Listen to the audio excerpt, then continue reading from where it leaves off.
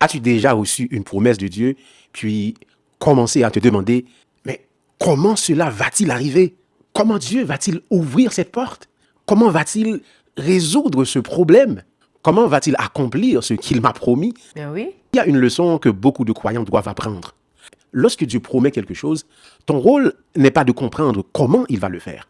Ton rôle est de lui faire confiance. Nous avons souvent tendance à vouloir tout comprendre. Nous voulons connaître les détails, le plan, les étapes. Pourtant, Dieu ne nous demande pas toujours de comprendre. Il nous demande de croire. Le problème, c'est que lorsque nous essayons de comprendre les méthodes de Dieu avec notre intelligence humaine, je le dis encore, avec notre intelligence humaine, nous risquons de limiter ce que Dieu est capable de faire. Car Dieu n'agit pas selon nos calculs, il agit selon sa puissance. Je vais te donner un exemple.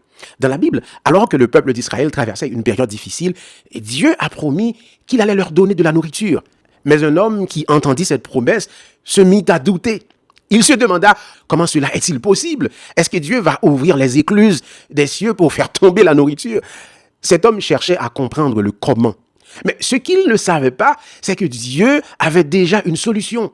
Voilà l'histoire. Pendant la nuit, Dieu fit entendre aux ennemis d'Israël un bruit semblable à celui d'une immense armée avec des chars et des chevaux.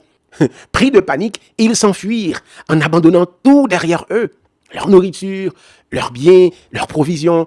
Le lendemain, le peuple d'Israël trouva tout ce dont il avait besoin. Dieu avait tenu sa promesse, mais d'une manière que personne n'avait imaginée. Amen. Le deuxième exemple que je pourrais te donner, c'est l'exemple de Gédéon. Lorsque l'ange de l'Éternel lui apparaît, il l'appelle vaillant héros, homme fort. Pourtant, Gédéon ne se voyait pas ainsi. Il regardait sa situation, ses faiblesses, ses limites. Dans son esprit, il n'était ni fort ni courageux. Mais Dieu ne voyait pas seulement ce que Gédéon était à ce moment-là. Dieu voyait ce qu'il allait devenir. Amen. Lorsque Dieu l'a appelé homme fort, ce n'était pas parce que Gédéon possédait déjà toute la force nécessaire. C'était parce que Dieu allait lui donner cette force. Amen.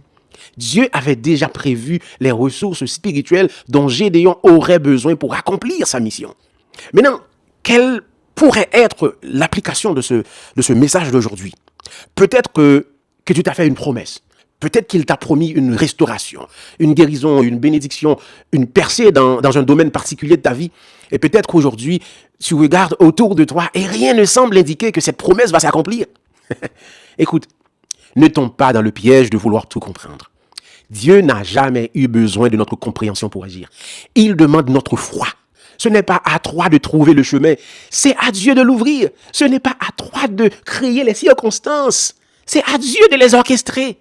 Alors aujourd'hui, si Dieu t'a parlé, si Dieu t'a fait une promesse, cesse de te demander comment cela va-t-il arriver. Remplace cette question par une autre phrase. Dis très fort, Seigneur, je te fais confiance.